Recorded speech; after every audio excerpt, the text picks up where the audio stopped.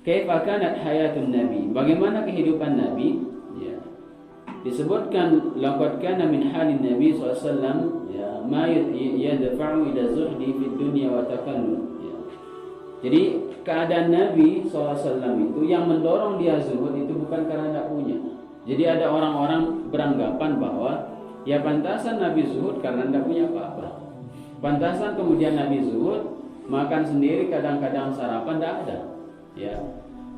Tapi perlu kita paham bahwa Rasul Muhammad SAW adalah orang yang paling dekat dengan Allah. Semua yang dia minta mesti dikabulkan oleh Allah. Ya. Kita paham bahwa Allah itu adalah pemilik langit dan bumi dan semua yang ada di dalamnya. Maka gampang saja bagi Rasul kemudian memintanya. Tetapi kata para ulama, ya, la yakhtar lin Nabi SAW, ya, sungguhnya Allah tidak memilih bagi Nabi Muhammad SAW kecuali keadaan yang terbaik. Tidak mungkin Allah itu kemudian memilih keadaan yang terburuk bagi Nabi, tidak. Tapi dia memilih keadaan yang paling baik. Makanya kemudian di situ kita memahami bahwa Rasul SAW itu motivasinya bukan dunia, tapi apa? Akhirat. Maka tidak masalah kemudian tidak sarapan sehari, 2 hari, 3 hari, itu tidak ada masalah. Ya. Yang penting kemudian yang ada, kemudian itu yang dimakan. Rasul tidak terlalu menyibukkan sesuatu yang kemudian berkaitan dengan dunia. Yang penting ada di situ, ada kurma, itu yang dimakan. Ya.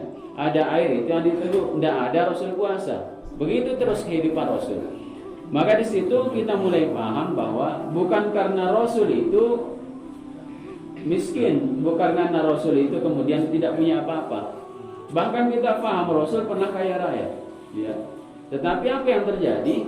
Ya juga Rasul sangat zuhud sekali. Kemarin juga kita bahas bagaimana Jibril atas utusan Allah menawarkan kepada Nabi Muhammad SAW tentang dunia dan isinya. Itu kan dalam surah Furqan ayat yang ke-10 itu. Tapi jawaban Rasul gimana? Apa jawaban Rasul? Iya, kumpulkan dua-duanya di mana? Di akhirat. Makanya kalau kita kemudian diminta demikian, wah geger hati kita kan? Di dunia menjadi orang paling kaya, di dunia menjadi orang paling bahagia, mati masuk surga. Kan itu yang kita inginkan.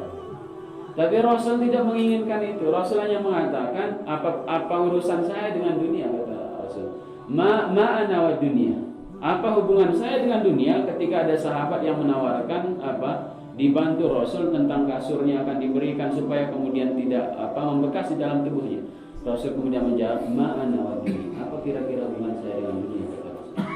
Jadi maksudnya Rasul itu kita perlu kemudian memahami bahwa kezuhudan itu sebagaimana yang disebutkan oleh Ibnu Taimiyah, masyru' itu disyariatkan, benar-benar disyariatkan. Bahkan menjadi kewajiban kita sebagai seorang muslim. Sikap hidup yang baik itu adalah kezuhudan. Yaitu apa? Ketika orang lebih memprioritaskan akhirat daripada dunianya. Ta'amun Nabi, kita akan melihat bagaimana makanan Nabi SAW. Dalam riwayat yang lain dari Nu'man bin Bashir telah disebutkan kepada Umar bin Khattab tentang apa yang menimpa manusia saat itu. Ya. Kemudian Rasul mengatakan, laqad ra'aitu Rasulullah SAW. Ya, saya melihat Rasul itu ya di suatu hari itu tidak pernah menemukan makanan. Rasul itu. Illa apa? Kecuali ada namanya ad-daql. Daql itu kurma yang buruk sekali. Radi'ut tamar, yaitu kualitas rendah, kualitas buruk sekali. Itu yang kemudian terjadi.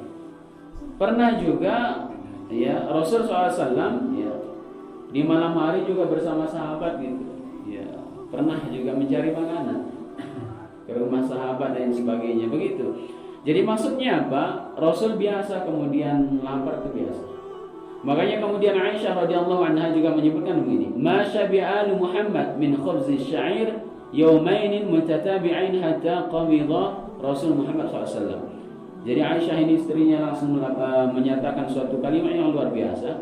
Ketika sampai di Madinah itu Rasul itu ya jarang kenyang. Kecuali dengan apa? Dengan roti yang kemudian keras sekali. Itu yang kemudian yang Rasul biasa kemudian makan.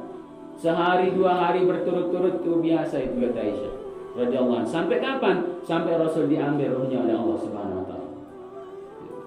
Kemudian dalam riwayat yang lain juga begitu. Ya, bagaimana kemudian kesederhanaan Rasul, pakaiannya juga demikian. Ya.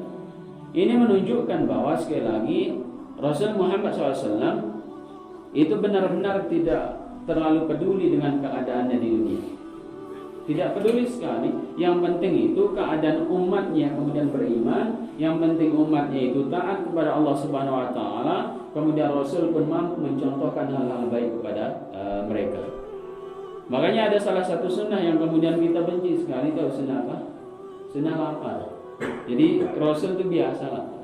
Makanya biasakan Rasul itu kalau nyari sarapan itu ya, Aisyah misalkan radhiyallahu anha, wahai istriku ada sarapan tak itu? Apa kata Aisyah? Oh tidak ada gitu. Rasul ya santai aja. Dalam masa urusan dunia ya biasa aja. Rasul bilang begini, Faidan anas. Kalau begitu saya puasa. Coba, masya Allah kalau ada laki-laki seperti itu ya, suami yang kayak gitu itu luar biasa. Jadi ada sarapan gitu, tidak ada. Nah, nanti ibu-ibu cek ya, itu dicoba. Sehari 2 hari itu dicoba. Kayak Nabi tidak gitu. Kalau bilang oh saya puasa aja gitu. Laun piring belak apa yang kami bantu ya berarti tidak zuhud ya, jahat ya. Nah juga demikian bagaimana siabun Nabi, pakaiannya Nabi dari Abu Darda bin Abi Musa al-Asy'ari. Jadi pernah Aisyah itu mengeluarkan bajunya Rasul, kisa'an mulabbid wa izaran ghalidhan. Jadi pernah dikeluarkan itu pakaian yang sudah banyak tambalannya. Kemudian apa? Wa izarun ghalir, dan kemudian ada sarung pakaian yang keras kusut sekali.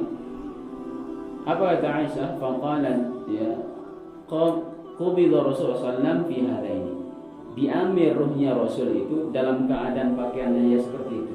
Ya. Jadi itulah kemudian kalau kita melihat gambaran bagaimana kemudian Rasul Muhammad SAW.